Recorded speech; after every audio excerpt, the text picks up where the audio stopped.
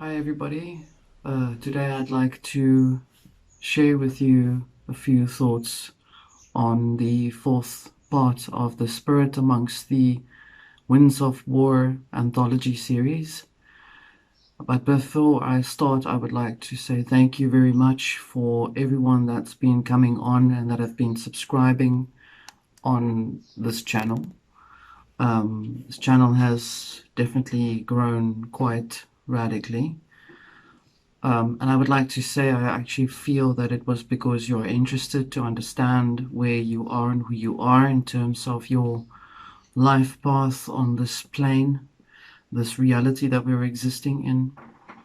And for those who are absolutely have no idea what this channel is all about and you're just curious, please feel free to peruse through all the videos that I've got on the entire all of the videos from the very beginning.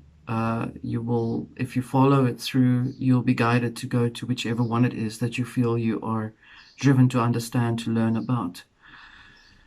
Now, the first thing I'd like to explain is, given how the circumstances in the world has become, we can't help but observe it from an objective perspective where we are seeing that the reality is truly influenced by the way that we think. Our thoughts, in essence, is what drives what we perceive. If we have certain ideologies and themes of feelings that we explore by the material or the data that we experience, that falls in line with what we are essentially having to understand within ourselves. Today's subject, or today's body of work, is about the diabolical snake tongue and its glamour. And the reason I called it that is we will understand soon enough when I explain to you with a few quotes. I will be discussing how the power of language influences the spirit and its creation. I will highlight how it is done, why it is important to be mindful in how we speak and how we look at things, that we take note of that as well. And this goes hand in hand with sharing information with people, whether it's through media or talking to people, to friends, talking to you right now on this channel. And it is extremely important that we take note of how we express, how we speak, because every part of our existence in this reality is based on what is within ourselves, within our spirit. That goes without saying the ones that are also in direct conflict with what we are going through, for example. And now this is not about duality to explain to you good or bad. This has got nothing to do with that. What it really is about is that language is incredibly important because it radiates a particular frequency within your conscious thoughts. And I always say that spirit swings the bat, meaning spirit, and the spirit in itself is what is within ourselves, our higher self. This is aside from any religion. This is aside from any particular analogy or any belief system at all. There are no belief systems. For those who have come on this channel, all the belief systems that people have becomes deconstructed on this channel. And as we deconstruct these belief systems, we deconstruct and dismantle ourselves from the belief systems that are being propagated or propagandized within this reality. We are essentially dealing with a mystical science, if you could call it that. Politics and all the other elements that are alongside it, the grievances, the unhappiness, the emotional insecurities that are expressed in physical violence, etc., etc. These are all belief systems that have lent itself to what the narrative is all about. Now, everybody's been talking about the narrative, the narrative, the narrative. The narrative is really all about what is scripted in the conscious system, not so much in the actual reality that you're existing in, not in your physical reality. Your physical reality is not the sum of who you are. You are the sum of all of what you are, and you are infinite consciousness. For those who go onto my website, you'll see, if you look for it, it says, I am infinite consciousness, and it is. We are infinite consciousness, therefore all of our thoughts and our ideas that we bring across in this reality, these are all elements that come from an infinite conscious creation within the conscious self. And when I say the infinite conscious creation in the conscious self, I am explaining about how we think, how we feel, how we speak, and what we speak, and with what intention do we speak. Words can be weaponized. Sounds can be weaponized. We know that. We've read about it and heard about it and seen it and felt it. We also know that the belief in people hinges on the belief of some external element, third person, party, that could be the savior for my life. And therefore I place that person on a psychological level above myself. And therefore I place that person on a pedestal. And that person may never be able to fulfill what it is that I expect of that person as a leader. So, before I go any further, I would like to explain to you why I have just decided to talk about the diabolical snake tongue. And that is in reference on a metaphysical discussion about how magical values are related to modern technology. Modern technology, not just IT stuff, not just technology as in computers and systems and servers and satellites and whatnot. The technology that I'm speaking about is a very ancient technology. This particular technology is about how to speak things into creation, how to make it alive, how to speak it into reality so that it becomes a living existence. We know that how we are within ourselves, if we speak and think, if we think things in terms of negativity towards oneself, if I feel that I am negative within myself, if I don't feel in a good space to speak, then my words will be reflecting that particular essence. And the same goes for the expressions of the multiple streams of consciousness which are related to a very third dimensional reality, in other words, mainstream. Or as I've said before, Medea, the queen that has poisoned her sons because she needed her king to give up his position. So I will start with a quote that's very important, and I've written it down here. It's from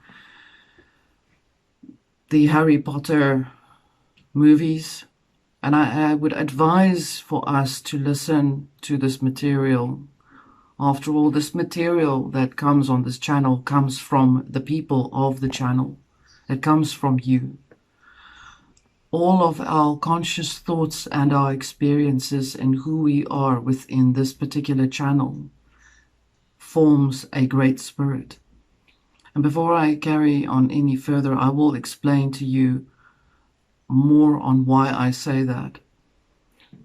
Great spirit, as in the previous video that I've explained what is spirit, is the fire or the essence of your higher self, of who you are, your blueprint to, in relation to a great spirit, the force, the universal force, or God, or the universal creator, however you want to use that word, that force that is undeniably present when you think that you're doing something and it does the other way.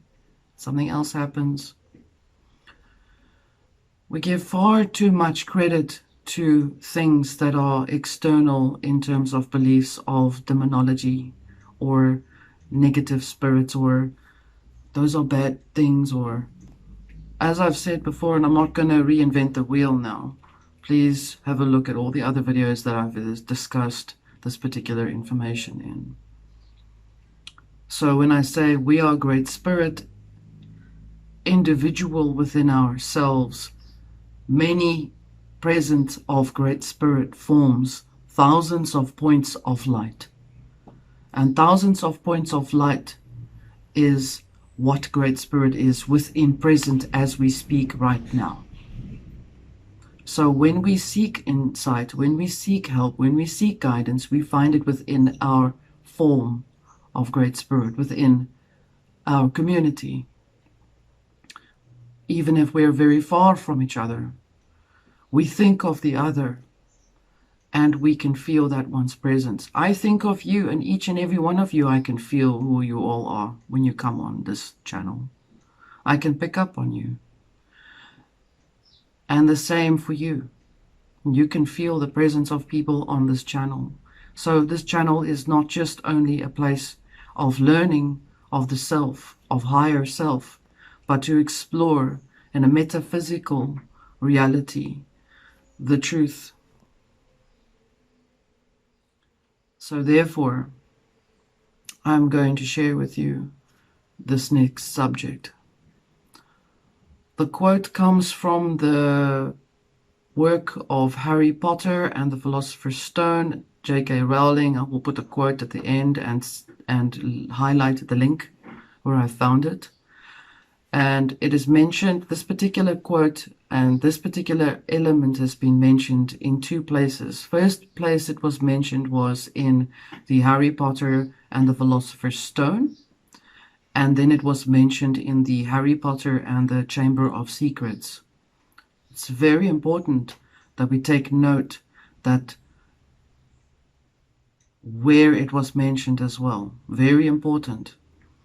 Harry Potter and the Philosopher's Stone represents the heart, the awareness of the self. Okay. The Chamber of Secrets, the inner sanctuary, the chamber, the thoughts, where you hold a lot of secrets and you don't share it with anyone, when there is conflict inside of your mind and when there is conflict in how you feel. Okay. So the quote goes like this. Harry's first experienced the conversation. It's about the term parcel tongue. Parcel tongue. There's a reason why that word came to mind, why it is very important, because it is directly related to something that is called the Hegelian dialect. And so I will reference to you why I've started it in this way. Harry Potter's first experienced conversation as parcel tongue with snakes at the age of 10 when he was taken to the zoo. The zoo is the baser animal instinct of humanity, the primal self. The many animal personalities within oneself. It is often referenced from Jung, where we have many animal personalities. The movie Golden Compass references the animal personality as something that they keep as a pet externally, which is absolutely... Anyway, my comments aside. All of that stuff is within oneself, okay? Keep that in mind.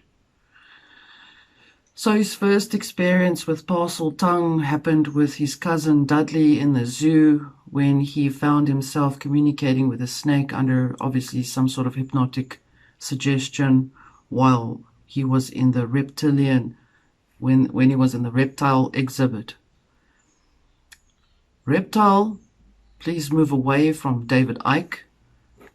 It is not the same element that I'm speaking about. I'm speaking about a physical element reflected to the reptilian frequency that is within the brain. In other words, the primal root of thoughts. The fight or flight. Okay.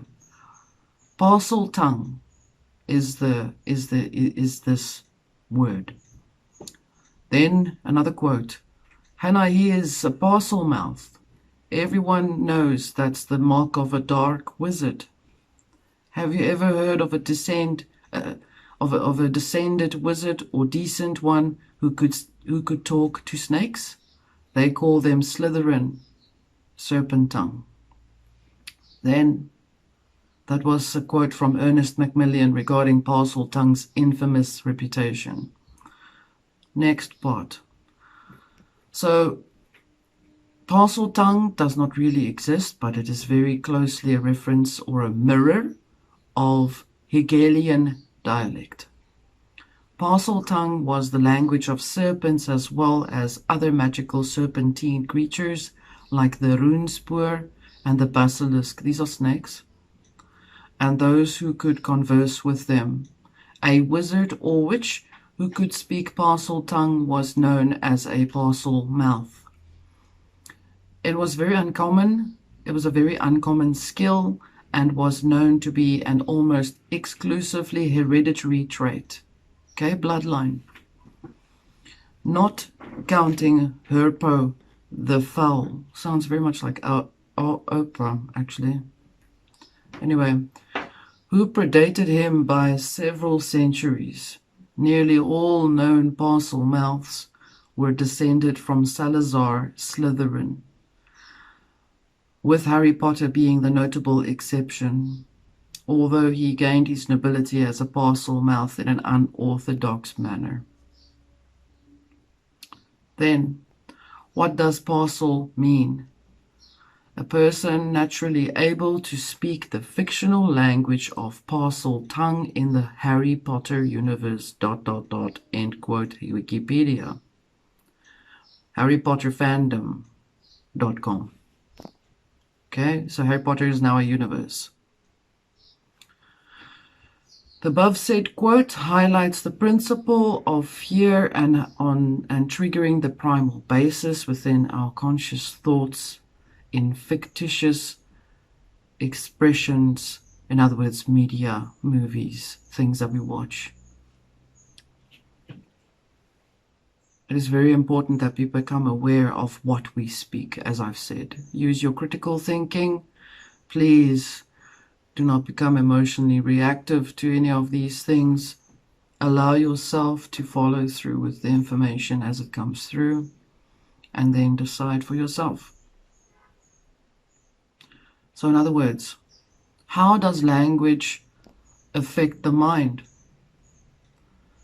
Language is based on what is familiar to us. As children, we are growing up with learning to speak our first words in the native language that we are birthed in. Therefore, language relates to what is familiar. Often people refer to the mother tongue or my mother tongue, or I've learned to speak my mother language. Mother? What about the father? In any case, language can be used to communicate, and we communicate in English because it is the universal language of the world as we speak. Language is also spoken in the following in relation: Mandarin, second Chinese, Mandarin Chinese, second Hindi, and lastly Spanish. So English is the first language as acknowledged by the world internationally. Mandarin Chinese, second Hindi, and lastly Spanish. This is according to their data. Okay. Although I think there's a lot more other languages that seem to be dominating. It just depends on which angle Wiki wants to swing it, I suppose. Language is also absorbed through the eyes or the optical nerves within the conscious thoughts. In other words, eyes and nerves deliver the signal of the sound and the words that one sees and interprets it into the brain. Auditory, we know that. Music, talking, me speaking. It can then be harnessed through hypnosis, programs. I've taken hypnosis as a particular thing because that I feel has been coming to me to show that that is a massive hypnosis taking place on the planet as we speak. The reason for that is because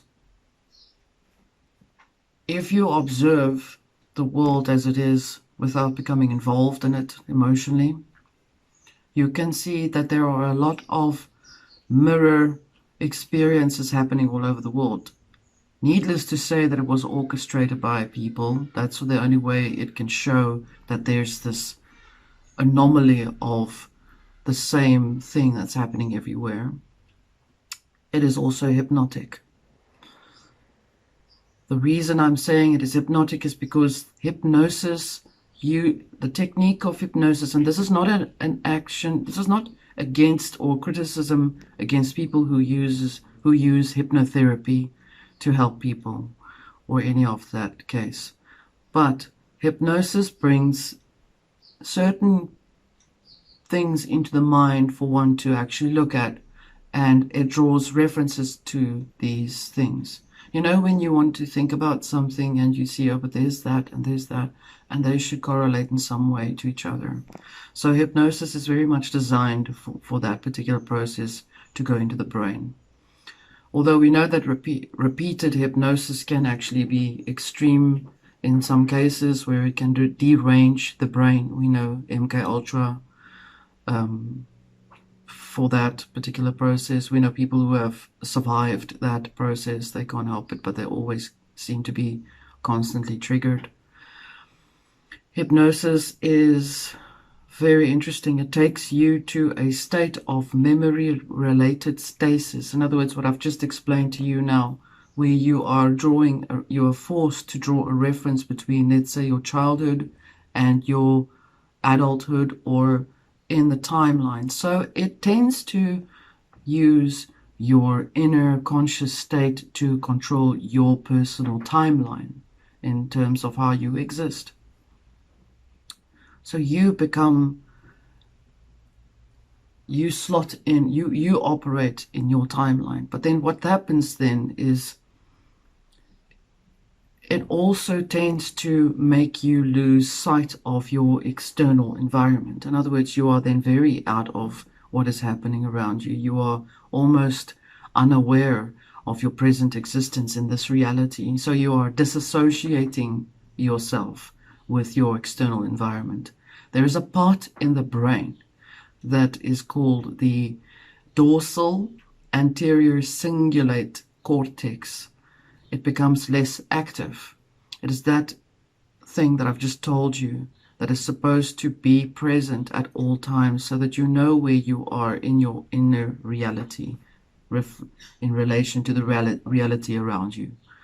In other words, it actually affects your inner balance. There is a psychiatrist called David Spiegel who has done some deep study on it. They've taken 517 people and tested how hypnosis works on the mind, and that they've come to a crux of the outcome of the experiments, and they've realized that it actually does damage the brain in some way. If it's repeatedly done, you are permanently then disassociated from your reality.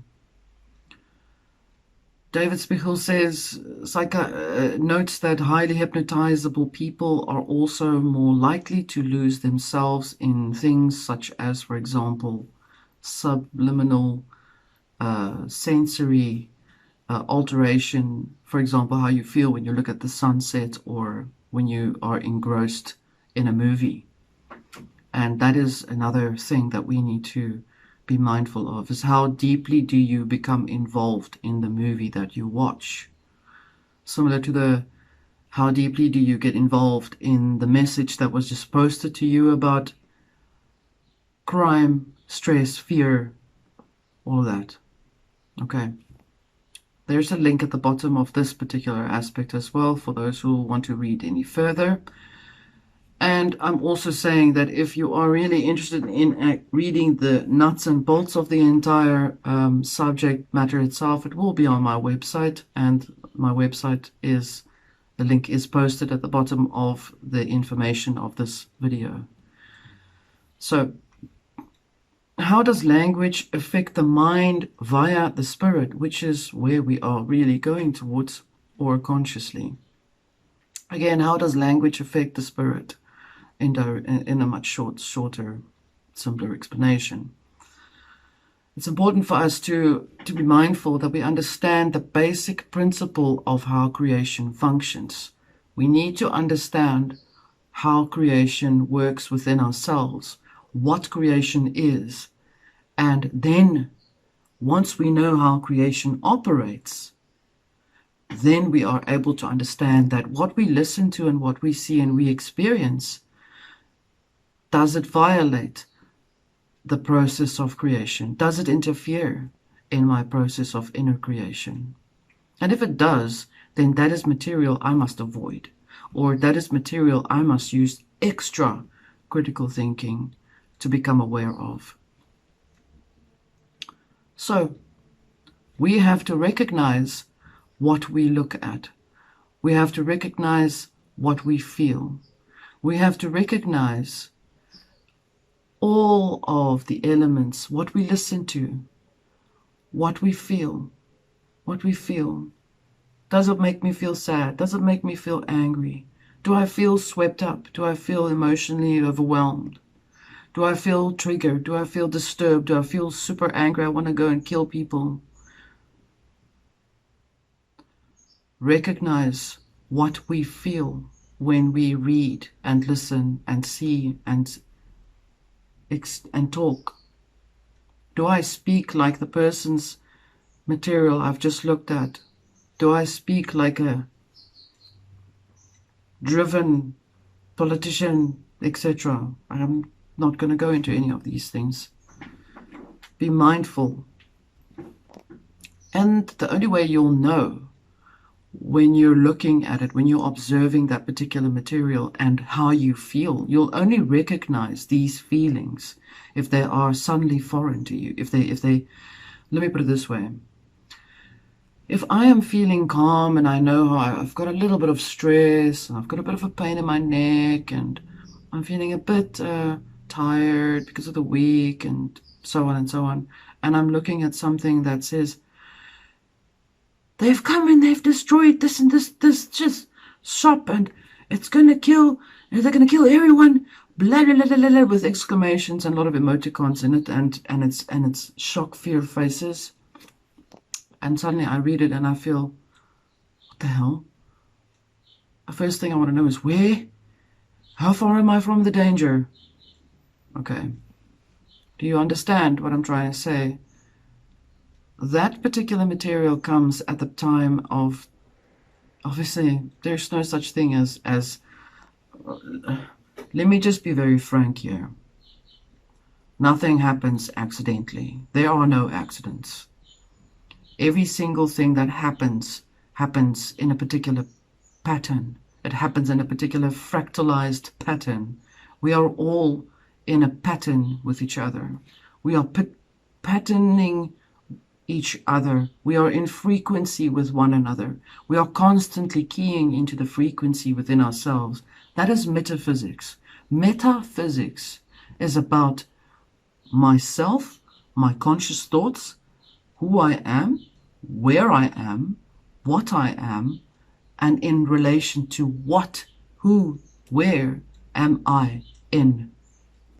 It is the meta or super mind or the great spirit communication, energy in which I exist in. In other words, simply put, am I within Great Spirit, and is Great Spirit present within me?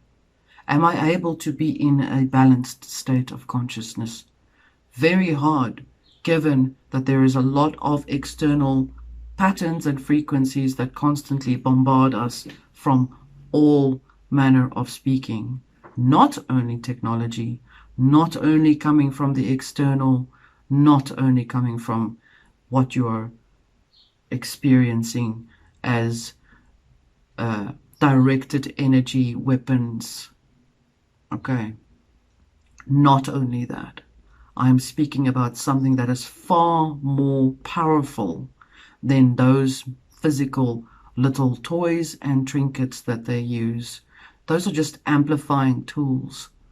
I'm talking about when you walk in a forest or when you walk in town, keep it simple, and you feel something.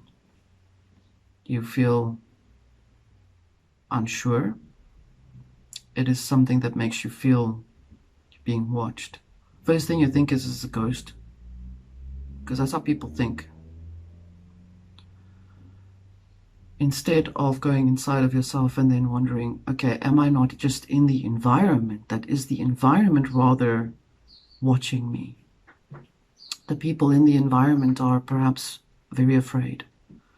They may have had a lot of trauma that they have been dealing with individually within their own lives.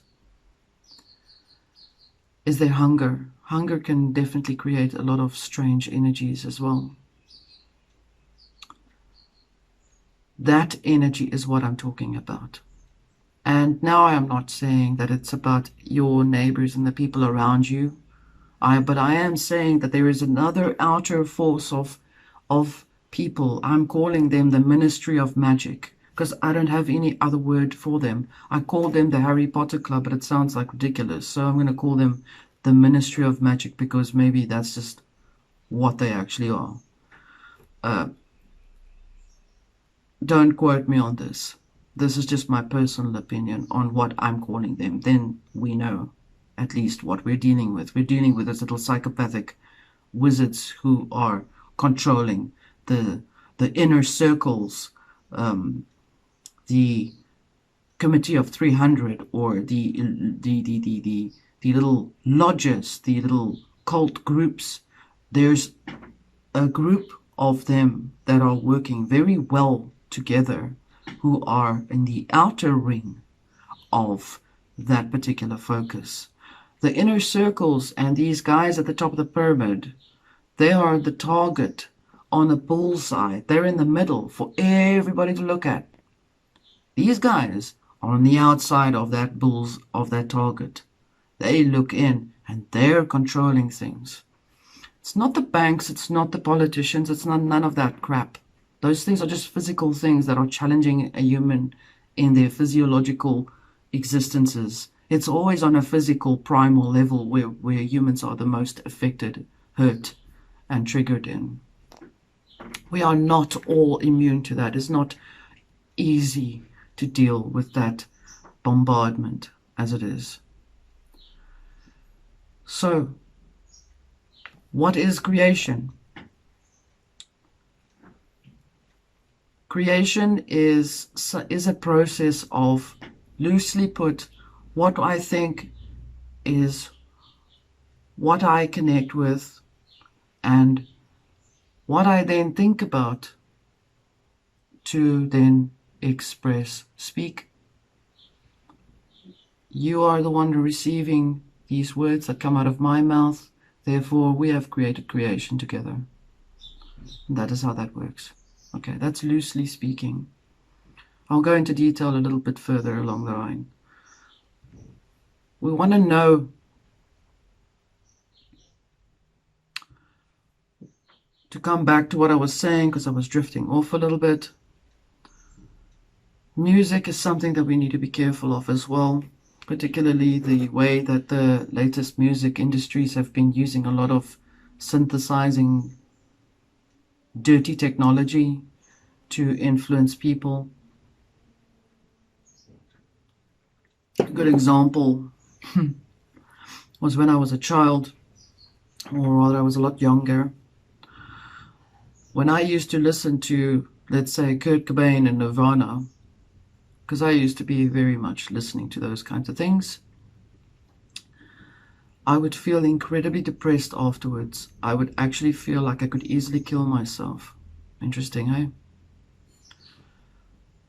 I stopped listening to music that would make me feel worse, or make me feel, even if it's like strangely hyper happy, which is like bizarre. It's almost empty. It's an empty happy. I started figuring it out when I was very young, when I was little. Music started making me feel certain things that I didn't feel comfortable experiencing, particularly because it wasn't how I was feeling at the time before I listened to it. But I'm not going to be going into the science of music. I'm sure there are many, many, many people that can explain to you what is in music that makes you feel a certain way. I'll keep to the subject at hand. So, what do they want? What is it that they are trying to drive at? What do they actually want? This ministry of magic. Well, for starters, if you can submit or subject yourself to a particular belief, then it means that they have been able to succeed. And this particular belief that they want you to key into is something that is called subjection, or the submittance. I submit myself to subjection, which means I subject myself, I put myself under the object. They want to be worshipped. So they want us to be subjected to their worship. Worship.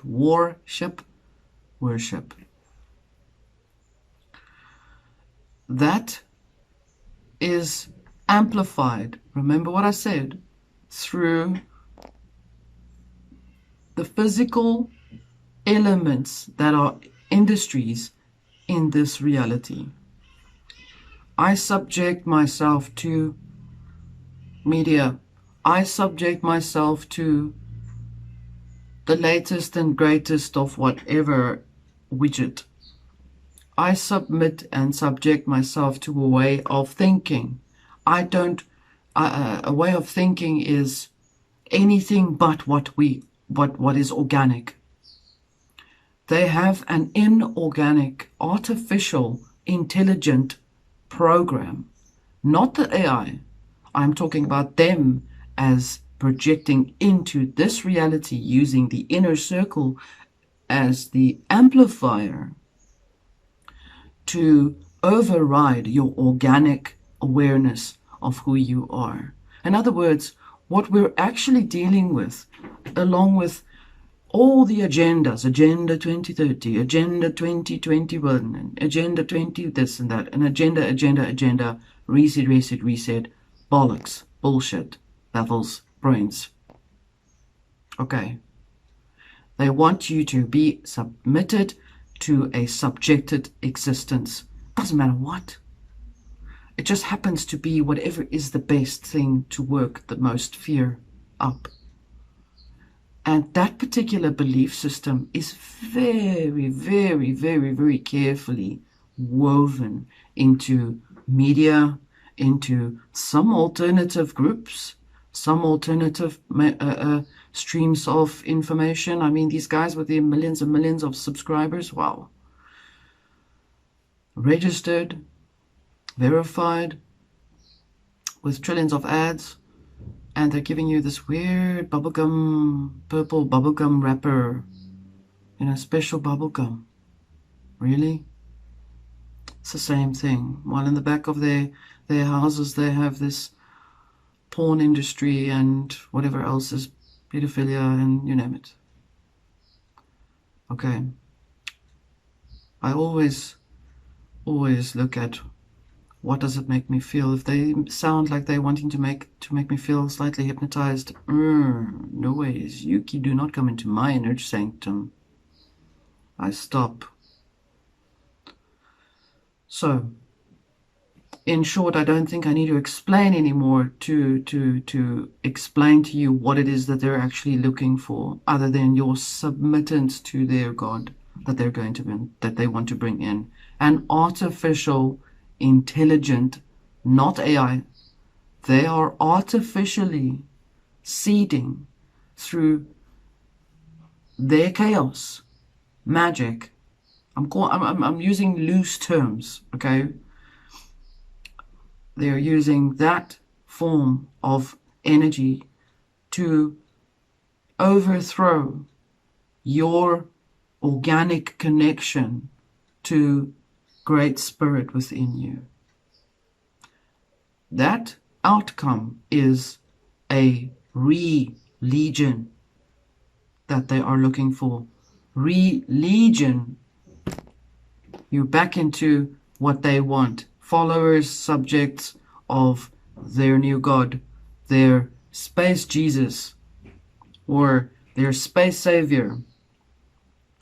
And they're using science as well to amplify that energy, to shock you into seeing it, to feeling it, like extraterrestrial psyop, making everyone now suddenly stop and questioning what they've experienced. I'm not saying aliens don't exist.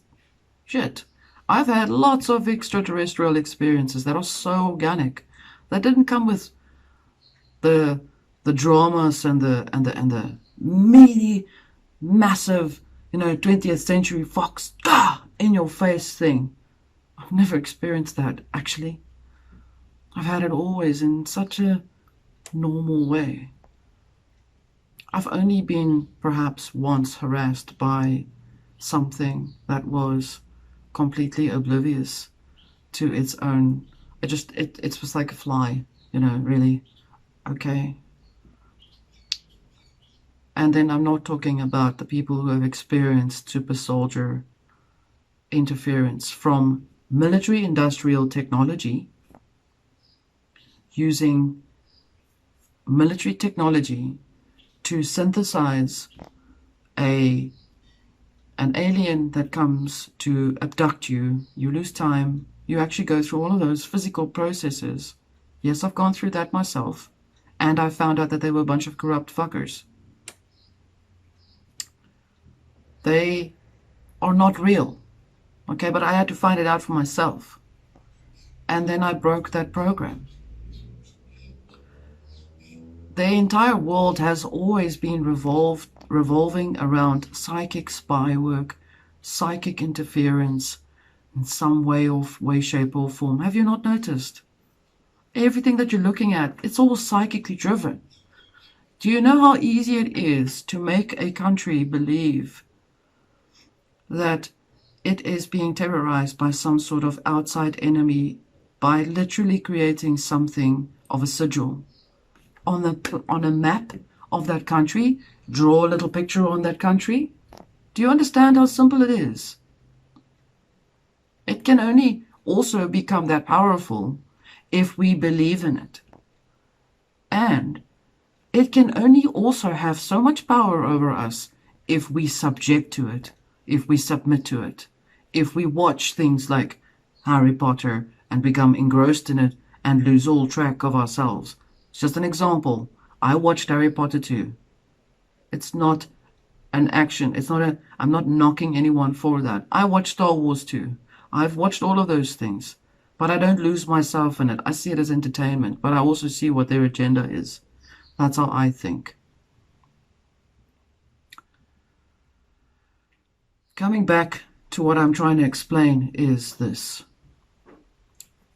There's a lot more baffling Babylonian bullshit out here in the world, because there is a lot of projection of it into the world, so that we become overstimulated by it. How do we regain ourselves back to ourselves? We go inward. We don't become blinded by evil versus good. We don't become blinded by seeking an external savior. We don't become blinded by white light, black light.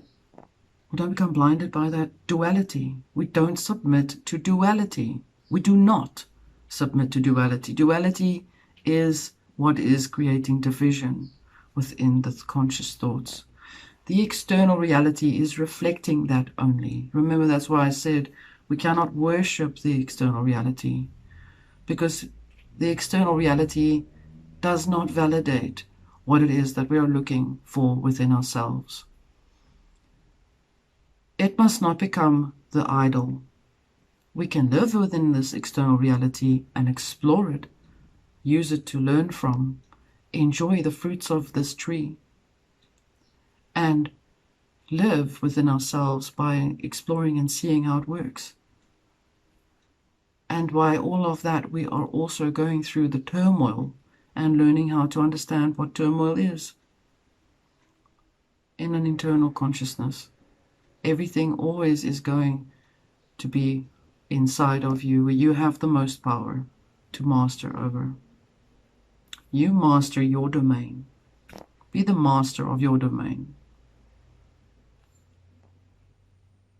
So we know that that is their agenda. So let me explain to you this.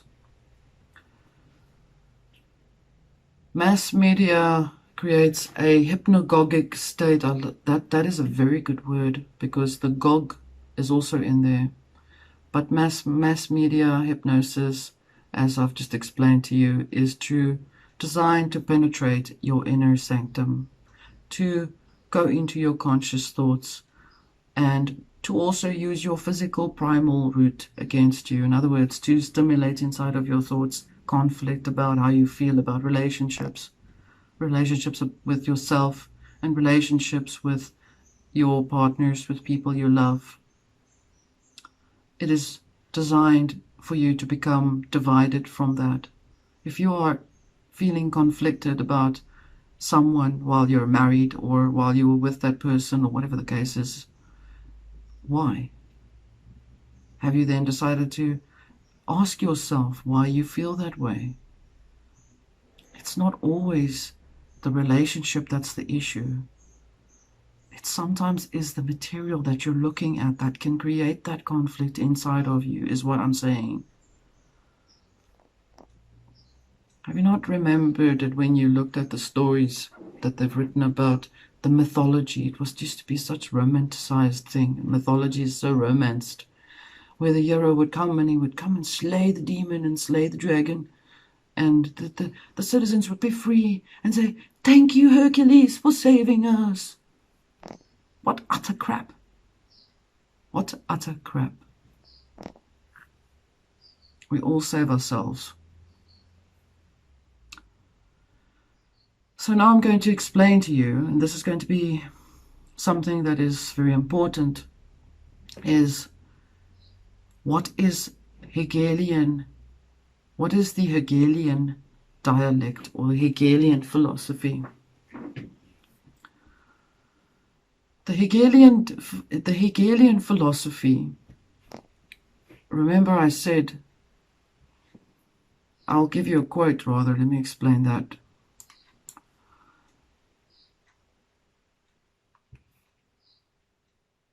There is manipulation taking place with the Hegelian dialect. Hegelianism is the philosophy of G.W.F. Hegel, which can be summed up by the dictum that, quote, "The rational alone is real," which means that all reality is capable of being expressed in rational categories.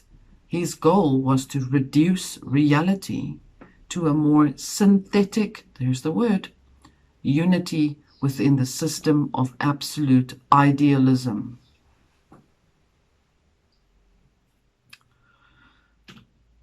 So, taking everything that you're experiencing in this reality and then reducing it down and saying to you, it is synthetic, so that you can adapt to it, so it messes with your brain. So in other words, the riots that's happening right now in South Africa as we speak because some person, their leader, is being persecuted, is a reality expressed in this time and space right now. Okay? What media then construes around that is to show you, oh no, he was arrested and he was martyred and he was beaten down. And you think, what chaos? It's like creating, it's like shattering my mind. It's like making me think, why? But I thought that he willingly went to give himself up. But now, when was he hidden? When did they hurt him? You know? That is Hegelian. Okay, do you understand? That is Hegelian dialect. It's trying to take something that is slightly familiar, making it a reality for you, to synthetically make you believe that that is what happened. And when in actual fact, you have to go within your thoughts and go, so what did I look at? I know firsthand that that is what happened to this person in the first place. And everything else is bullshit. I must learn to discern, okay, what I know from within myself first. Or I will explore that and investigate that and make sure that I don't give meat or food or energy to that particular belief. Okay. Here's another example of it, of Hegelian. First thing, we need to understand that there's a quote here. I've got an image that I'm going to be posting on here for you to see the Hegelian dialect so that you can understand. I think the image itself will be explainable easier than what I would say to you, but follow that. Okay, so coming back to creation. We have to understand and formulate that creation is neither good nor bad. It is something that happens constantly, all the time, as we speak, as we exist, as we breathe. It happens. Creation is not, in the beginning the world was void, and actually, you can actually refer that. In the beginning the earth was void. There was no light there. Someone that didn't know anything. And then I spoke to him about something, and suddenly there was light in his thoughts, and he said, I understand now. Light bulb moment. Okay. So, we also understand that the kingdom of heaven is always within. Remember that. So, wherefore, the kingdom, where the kingdom is where creation takes place. Okay. Which means, that speaks for itself, I think. So inside of us, inside the mind, enveloped with feelings and inner light or electromagnetic energy, which is masculine and feminine elements in a metaphysical way, where masculine and feminine energies come together in the thoughts, and then I think. And so the words come out of my mouth and creation takes place. Okay. Therefore, creation and its spirit is determined in what way we experience it as well. We can be inside some other hellish creation because we may perhaps be able to experience it. They may have had more power to express their hellish creation for us to live in. So we need to decide how we think. There's a lot of us here.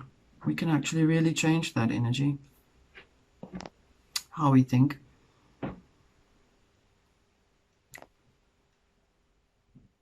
We apply daily creation internally within our minds, within how we speak, how we exist, how we live, how we think. So I've got here in a very simple sort of set simply out for us to understand. There will be more of this information, more detailed on my website. If you're really interested in it, please feel free. And I'm going to explain to you how creation works. And then I'll explain to you how their creation works. And you must listen and perhaps go back and listen again and read on the website so you can see what they do and what we do and what they do. And then you'll see how tricky, how very subtle the little fibers of this information goes into how they're projecting their energy out in their creation for us. Okay? You have to be very present in your thoughts to actually understand the magnitude of what they've been doing. It's crazy.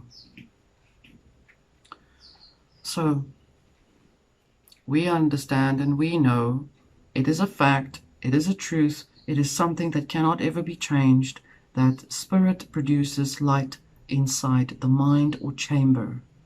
Light is thought, number one. Number two, thought becomes a fallen light. Not literally falling, but descending. Because light descends into the manifestation later. Okay?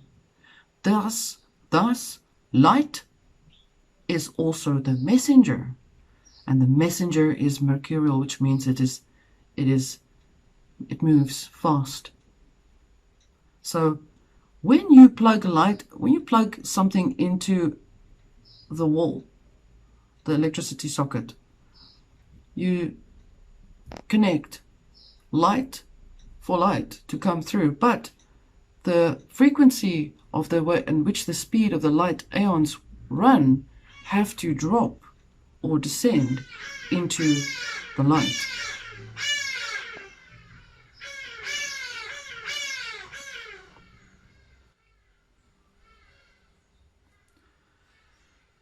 Intention becomes light as it explores, as it is explored, like oil on water. I'm using analogies here. 1,000 points of light, or thousands of points of ideas or our thoughts. Okay? We are thousands of points of light embodied, our thoughts, 1,000 pointers of thoughts within the mind of Great Spirit. All of us alive inside Great Spirit's mind, womb, heaven.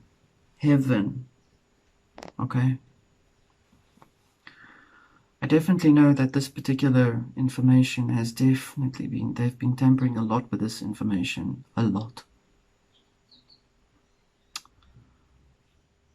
Therefore, we can say that they have stolen and bastardized the original truth.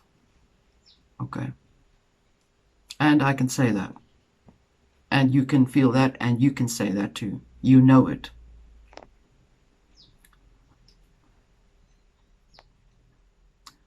So again, spirit within descends into the mind of chamber. Light is thought becomes descended within thinking about it. Okay? And this particular light then is then explored. And the exploration is the fertilization of the Garden of Eden. Okay? And exploration and fertilization of thought as light of an idea or thinking is then explored through the senses, thinking, how do I feel if that idea actually succeeded? And then I'll feel in my body will tell me, I'll feel, it actually feels good, or, that's not a good idea. Think again. Okay? Dissolve the thought. Think again. Do I need a ladder to go put up against that wall so that I can fix the light bulb? Right? Think again. So therefore, light in the thinking process, the mind is fertilized, explored, and it is experienced in a multisensory manner, sometimes explored through the eyes, drawing a picture of the plan, as the doorways for the absorption or osmosis of the inspiration. So when I look at something and I'm thinking, I think I like that, I would like to make that thing for myself. There, that is what it means. Once I've looked at that thing, I'm thinking, I think I'd like to make it. Enter through the doorway of light, expanding inside the conscious inner sanctum universe, and then is then explored as a seed of thought, thinking, what if I add that thing? What if I add something else to it? Maybe I could take away this and that. Okay. And then I come to the understanding that that light is now explored as a thought form. That thought form is now understood, and you're wanting to implement that thought form, and therefore you are now emitting or reflecting masculine principle or electricity inside of your mind. Masculine means it's not male as in man. Masculine means it is the form of the seed that goes into the next process of creation. Masculine is penetrative. It uses the symbology of creation, the one who brings the seed. Okay. Therefore, there is light within the heavens, wings, Mercury, thinking, big time. Helmet with wings, thinking. Okay, Mercury, you got it. Metaphysical. Thought becomes the light frequency. Now that seed, that was that thought, becomes a frequency. It then becomes shaped. Okay, goes into the womb now. And amongst the many of these thought patterns, these little things, they go into the womb now, which is still the same place. Okay, because this is why it's so important. We need to understand that we are masculine and feminine within our conscious selves. When we think and we do things, we express masculine and feminine principles. When I speak to you, the seed of the words go into your ear, and you are experiencing a feminine response to it, because the soul is inherently feminine. Okay, it receives the information. And then once she is ready to understand this information, then within your mind, you then start thinking, what if I do this and this and this for myself to actually do that? Or I think I'm going to switch it off. Or I think I'm going to write about this. Or I think I'm going to try and experience this for myself to understand, to test what she's saying. Then you are emitting masculine, feminine principles inside of your heaven, inside of your universe, inside of your paradise. That is how it works. Okay, and remember what I said to you a while ago, that the snake that comes into the garden is doubt, judgment. Doubting what you're thinking is judgment. Okay, that's all it is.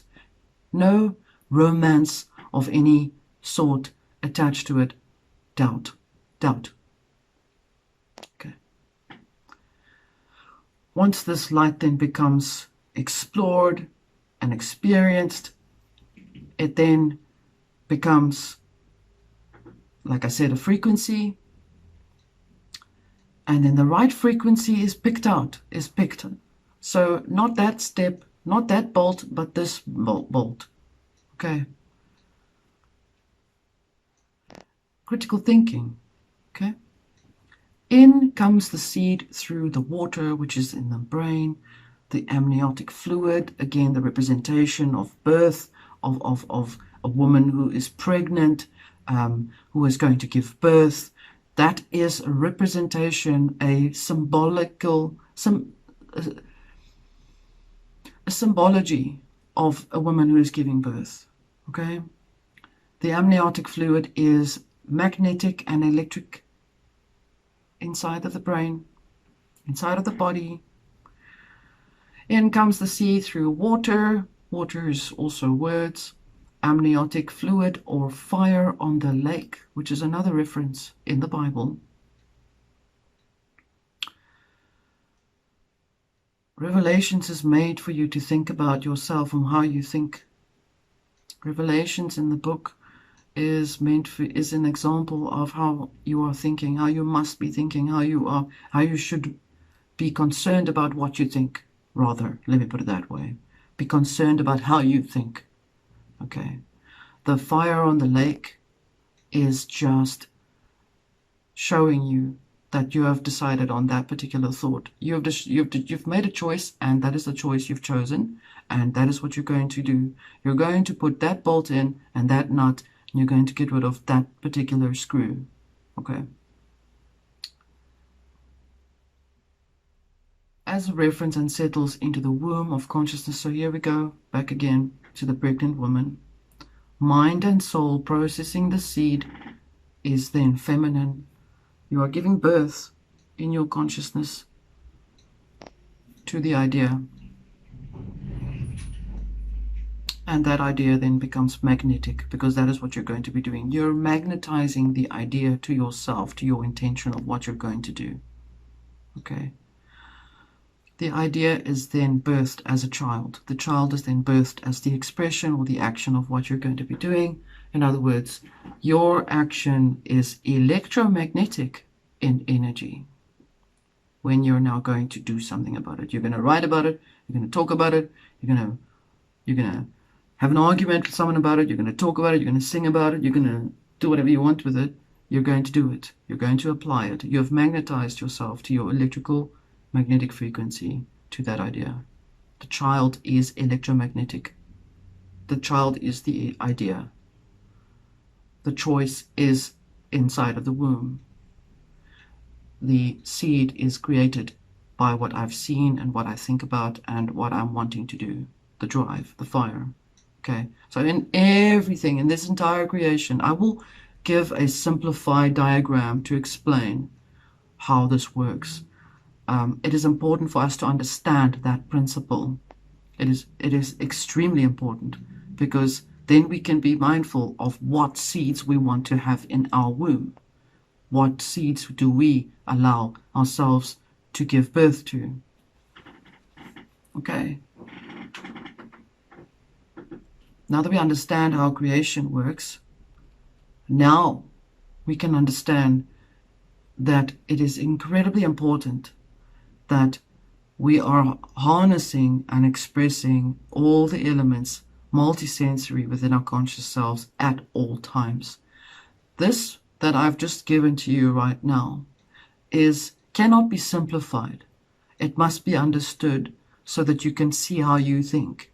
And when you see how you think, you'll be able to be mindful of what you want to have inside of you to take hold of you, if you want that to take hold of you or not, and that you have a choice.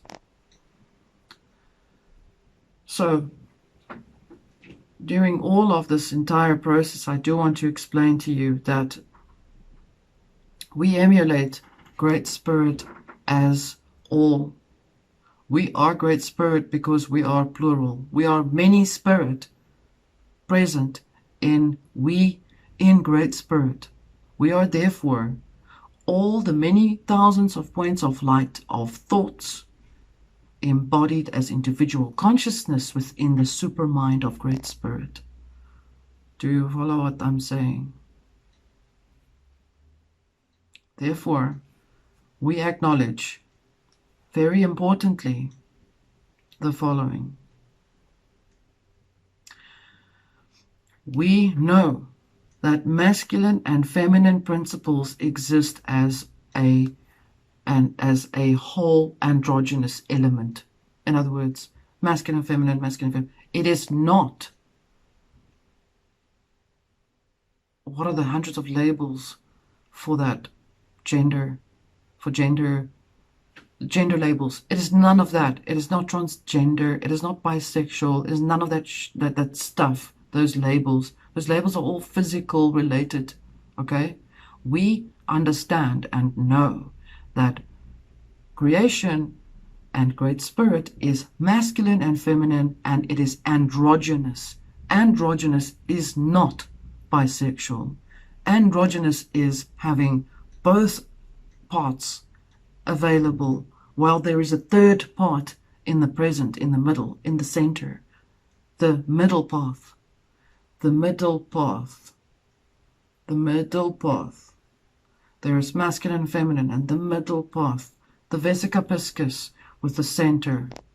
We are three as one, as whole. Okay. That is what we are. That is what we believe. That is how we operate. Remember, it is reflected and related to creation. Now, this is how they think. Okay. Keep to one side in your mind. Please read it. I will put a diagram up, as I said. Okay. So the Ministry of Magic believes that their creation, because this is what this war is all about. It's creation versus creation. Planet versus planet. Earth versus earth. Duality. The Ministry of Magic believes that their creation requires two forms of thought, or two pillars. These pillars are on the Freemasonry board, tracing board. This is not against Masonic people. This is not against Freemasonry. This is not against anyone who does inner magic work.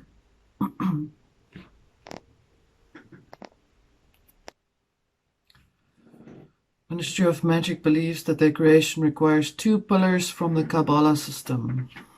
One, Joachim and Boaz on the tracing board. And this is work that I've referenced from J. Dyer. Okay?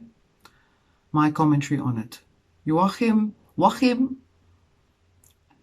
and Boaz represents the dualistic paganism, Freemasonic symbolism in a bastardized form from ancient Jewish Solomonic theology, end quote, J. Dyer, from his work as referenced. The tracing board is used as as a reference here from Aleister Crowley, who sees the tracing board as an altar. Well, I am saying that Aleister Crowley's reference to using an altar is referenced in the same way as what we can see that the tracing board is actually an altar. Okay. Aleister Crowley says the following, quote, "The altar represents the solid basis of the work, the fixed will of the magicians and the law under which he works. The top is Kether and the bottom is Malkuth. This altar must embody the magician's knowledge of the laws of nature." So they're taking the laws of nature into themselves, which are then the laws through which he works. So they use the same stuff we do, okay?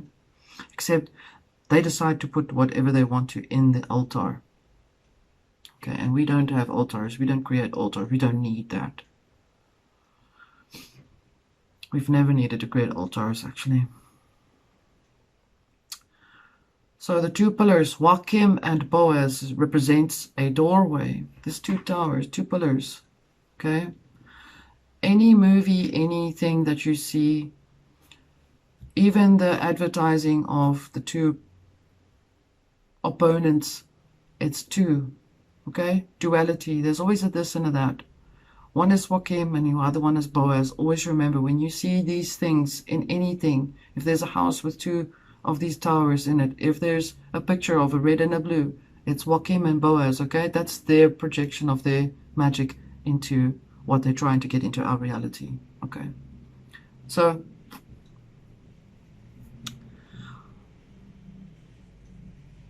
these two These two pillars are the doorway or the entrance of the divine or transcendental planes of the spirit world. In other words, they're trying to get into our spirit world by using these things. It's like creating a division between the mind so that they can come in. But they believe that that is part of their thing that they want to work on. Albert Pike also referenced. Albert Pike is a Masonic philosopher.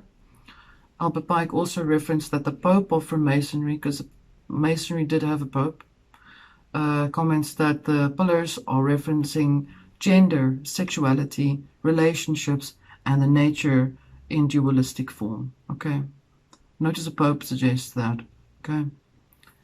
So they keep dividing us, and we keep putting ourselves back. We keep becoming whole, and they keep trying to divide us. So they hate wholeness, okay? Wholeness means we don't need their shit anymore. We don't need them at all. We don't need them because we are whole. Therefore, I don't need anything to add to me. I'm already whole. I've got it all. I'm self-contained.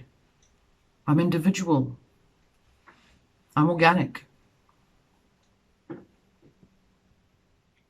So Pike also references that Boaz means unity and Wakim represents binary.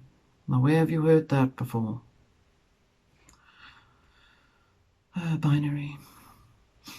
Okay, so above said columns explain in Kabbalah and all the mysteries of the natural, political, and religion that the origin, this is a quote from what Pike wrote, okay?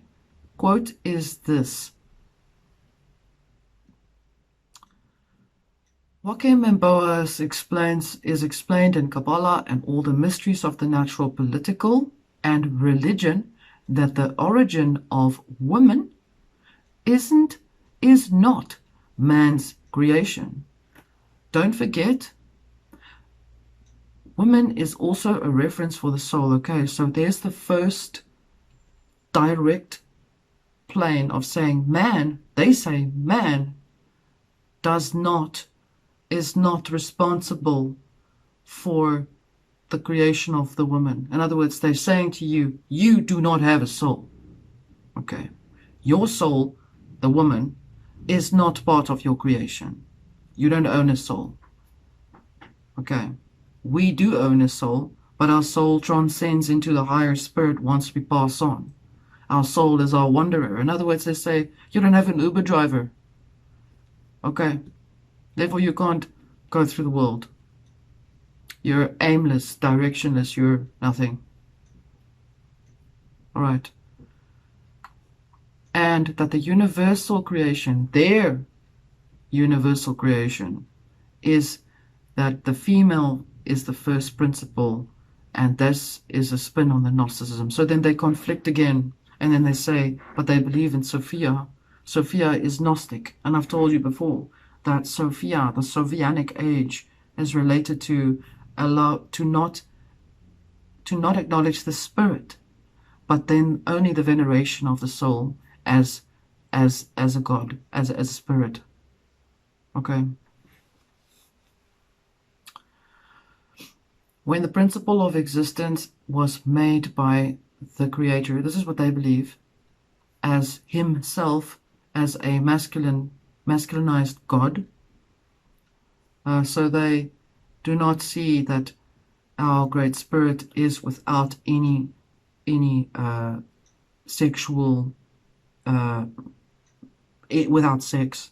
We see our Great Spirit as, think logically about this now. You're a man and I'm a woman, and that person is a man and that one is a woman. That is a Great Spirit. Now, what? Do we now cut off certain parts and say that that's only man? Okay.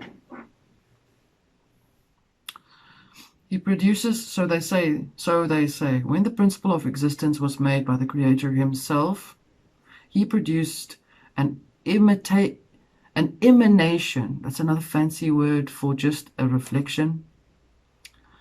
An idea, a yod. So they've stolen the Jewish language, which is a yod flame, which is actually a fire a symbol for fire, a point reversing the letters of the ineffable name of God, which then becomes, in my terminology, sharing it with you, as the demiurge, which is the mirror of Great Spirit. So the following then says, and then dividing itself and becomes bisexual. For reals. I shit you not. That is what they say. Okay. The rest of the quote goes forward. As it discloses the meaning of much of the obscure language of Kabbalah, and it is the highest of which these columns, Wachim and Boaz, were with a symbol in the image of the deity, we are told God creates man, male, and female, referencing to the woman coming out of the side of man, as they interpret this as Minerva, goddess, female born in armor with the brain of Zeus, arming the word of creative power. So remember that, actually I'm just going to leave it for you to decide, because really I don't think I need to explain it anymore. If the word or the expression of creation comes out, it is not feminine. It is, again, a product of your seed, which is masculine and feminine. It is electromagnetic frequency. It is an action. It is an energy. It doesn't have a human trait label to it. Okay? This is what they want. So by not accepting that you have a soul, they don't. So in recap, you don't have a soul. This is according to them. You don't have a soul, but they believe. So let me put it this way: you don't have a soul, but you live outside of you, and that the living outside of you is part of the material creation. They see this as the material creation. Okay? This is in actuality the third expression of creation. It's not the first. First is here. It's always been. The second part is when you came to here. The third part is experiencing it. Eden was from within. It was never outside.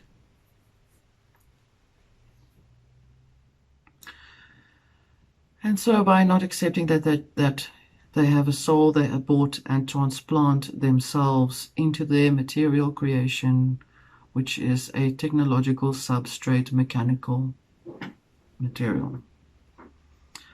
So I'm leaving this with you.